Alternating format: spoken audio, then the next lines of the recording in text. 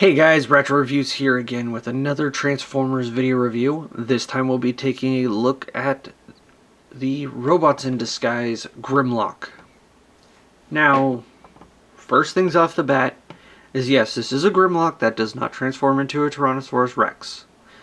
This is one of the cases where Hasbro used the name Grimlock to keep the trademark active. He really doesn't feature anything that looks like Grimlock or homages Grimlock at all. He's like the original Grimlock. He's an excavator, and that's it. He's just an excavator who just happens to have taken a very big legacy name and just used it as his own because Hasbro needed something to hook this name to, otherwise they could lose the trademark. So, that out of the way, Grimlock is an excavator. Not really any determinable model of an excavator, but he's just a chunky green excavator.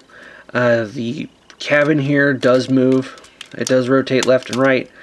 For some reason, mine catches every once in a while when I try to rotate it this way.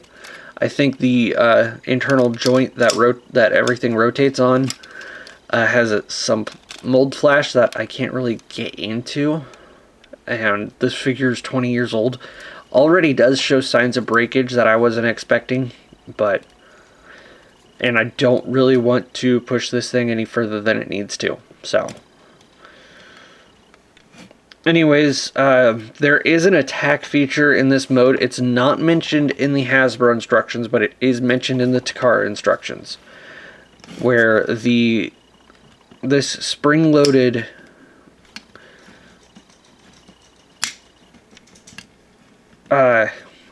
serrated jaw swings out of the arm for the shovel. And it's very easy to get lodged, because if you're like me, playing with this, like being 7 years old at the time, you can very easily push it so this little notch gets pushed up against the inside of here where it gets jammed. And for the majority of the time that you own this figure, that gimmick gets locked and is completely unusable. So it's not the biggest loss if you can't get that to work, but it is there.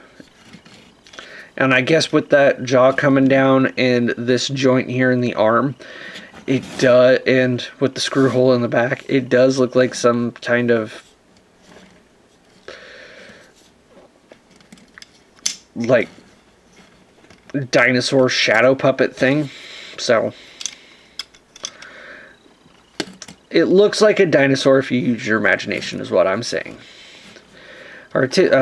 Size comparison wise, now this is where we're getting a little bit better with the sizes, as opposed to Wedge. Wedge was definitely on the shorter side, and the rest of the components of Build Team are standard size deluxe class figures for the time. As you can see here, next Prowl, pretty much about the same volume.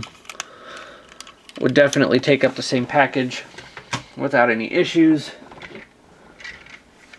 And put him side by side next to a modern day deluxe class figure, and you can see that they are about the same in size as well.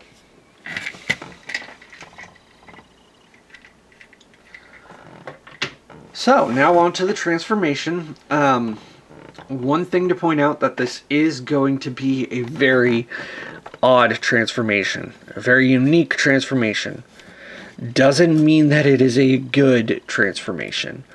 We'll discuss that as we go, and we'll go ahead and get started here. First thing is, we will take off the shovel arm.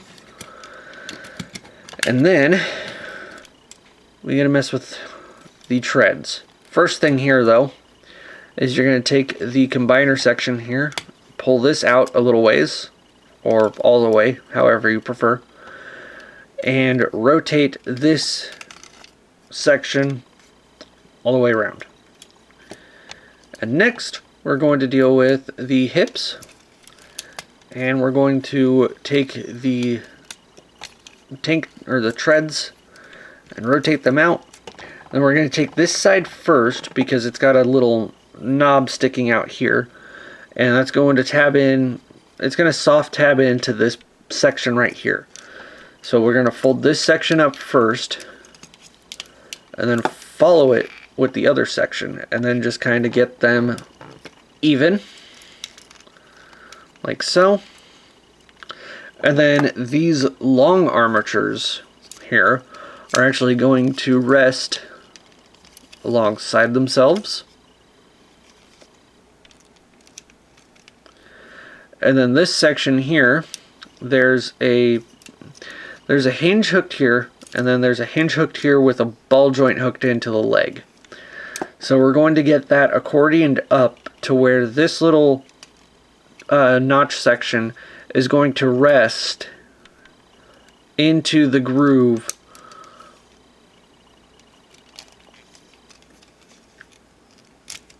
of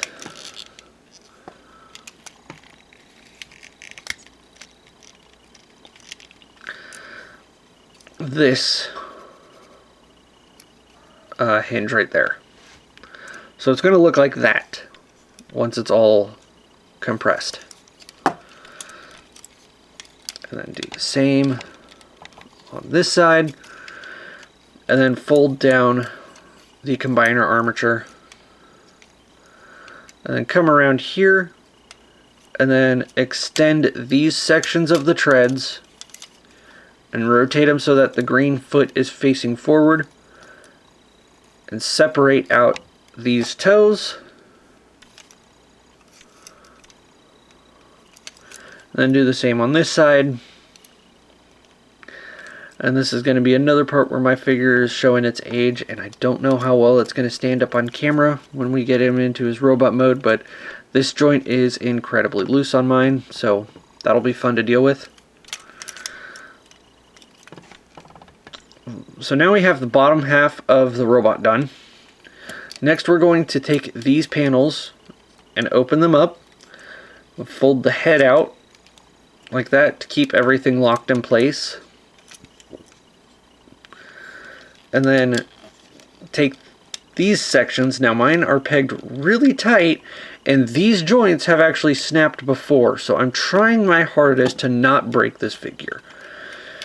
So what actually makes it a little bit easier to do is to kind of bring the arms out of the way first, and then there we go, because it pegs in right here. Pegs in together and it sandwiches really tight. So getting a good grip on getting that pegged or split apart is a little tricky.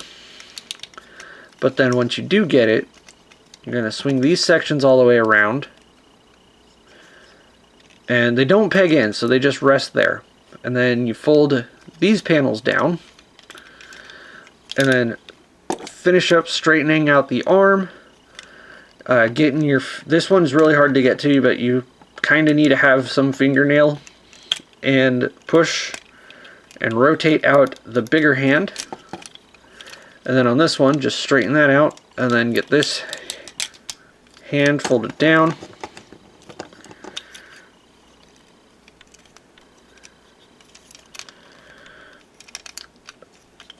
And then finally, take the excavator shovel arm and then peg it into this right side screw hole.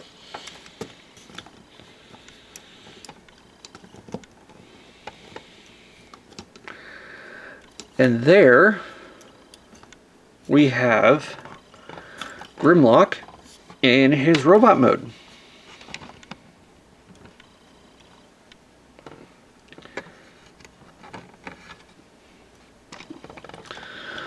And as you can see, we are starting to see a problem with this. He's very top heavy and very long legged And one of my knees is gammy as heck. So he does not want to stand up.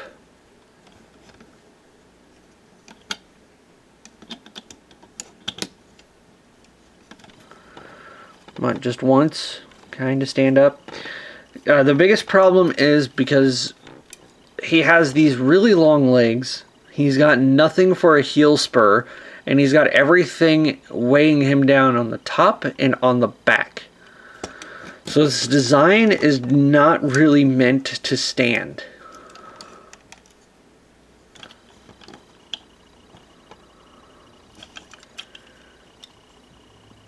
And this joint is moved as far forward as it can to help try to offset the weight, and it still pulls him back. There. I have to bend his arms awkwardly forward to get him to stand. But once I do, now we can get a look at that head sculpt. And it is definitely a weird head sculpt. I take it back how it doesn't really mesh with any of the previous Grimlocks in existence, or the previous Grimlock in existence, but he does kind of have somewhat of Grimlock's head shape, albeit with a lot more construction elements to it.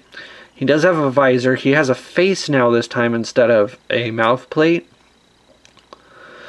But on top of this regular helmet that he's got going on, he also has these two headlight pieces sticking off to the side, as well as the entire top of his helmet is the shovel for the excavator arm.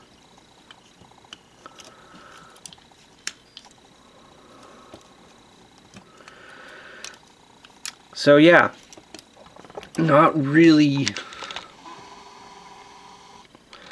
It's like what we saw with Wedge, where it does try to incorporate the vehicle mode motif into the design of the head sculpt. And again, the color of plastic used here is throwing my white balance off to the point where all of that detail is pretty much obscured on my viewfinder. So if it shows up better on YouTube in post, I'll be happy. Now, this is where the figure gets a little bad due to that transformation. His articulation is not very good. He does have a very tight on my figure, but he does have a swivel at the head for 360-degree neck. Due to the transformation, you can kind of utilize this as a butterfly joint, but it just don't. But 360-degree rotation out of these shoulder pieces, if you can get out of the way of these panels. Ball joints here, I don't know if that's a shoulder. I don't know if that's an elbow, because I feel like that's the elbow. But this is the shoulder. This is the arm. Like, he's got two elbows. I don't understand this. But he's got a ball joint here. So it's cut to bend out that way. And bend forward that way. Or bend backward that way. And, sorry, my dog is barking. And he does have these hinges here to bend forward, and his hands can bend, well, his hands can only bend backwards, so that's just for transformation. It doesn't really utilize anything good. This arm has pretty much all the same articulation, so it's just fine. It's fine. We're not going to worry about it. Due to the transformation, as you saw how stupidly unnecessarily complex it was to get all of that collapsed down, that does mean that his waist articulation is extremely limited. And by extremely limited, I mean there is no waist articulation at all. But he does have ball jointed hips that are really tight, and also due to the transformation, bend, like the stem hooking the ball joint in is coming down at about a 45-degree angle, so he doesn't have a straight forward kick when he kicks forward or backward. You can see how it's rotating inwards as you rotate it around. And just due to the way that the ball joint is cut, there's no outward kick. Knees are also on ball joints, which can offer for 90-degree bend and rotate around. And then the feet are static. So that is Grimlock's articulation. This thing finally wants to stand. I'd do some weird things with his arms, but he finally got to stand. The one good thing with the way his transformation is, how he gets from so compacted down to so lengthened and stretched out, is that it allows for him to be one of the taller deluxe figures in the line. I know we went from the smallest deluxe figure that we've from the entire era to one of the largest deluxe figures in the line within 2 videos. But anyways, there he is standing next to Sideburn. Sideburn is, as you can see, about halfway up Grimlock's chest when it comes to height. And go ahead and bring in Prowl there, and you can see that, yeah, he is taller. But taller and different does not mean a good toy. So, honestly, this is definitely one where it's the exact polar opposite of Wedge when it comes to a combiner component. I feel like Grimlock, like how Wedge was a very solid figure on his own and can hold up really well on his own without the need of his combiner team, and I feel like Grimlock is the exact opposite of that. The only way I can actually recommend Grimlock is either A, if you are such an extreme sycophant of Grimlock where you have to have every single figure that bears his name, or B, you're just trying to fill out your Robots in Disguise collection and you need him for landfill. Other than that, I cannot see any reason why I would be able to recommend him as a standalone figure. Thankfully, growing up, Landfill was the only combiner team that I had a complete set of until I bought Energon Superion Maximus years later from a secondhand store. So, thankfully, with him being in my collection as long as he has, I've had the rest of his team to help fill him out, and so he didn't just fall into obscurity. But that's really all I have to say about him. I know it's not a very pleasant review for him, and if this is your favorite figure out of Robots in Disguise, then that's fine. I'm just saying that in my own personal opinion, I cannot recommend him unless you are actually planning on getting the entire Landfill set. So that's all I really have to say about him. And this has been Ratchet Reviews. I hope you guys like this video review, and I will see you next time. Bye.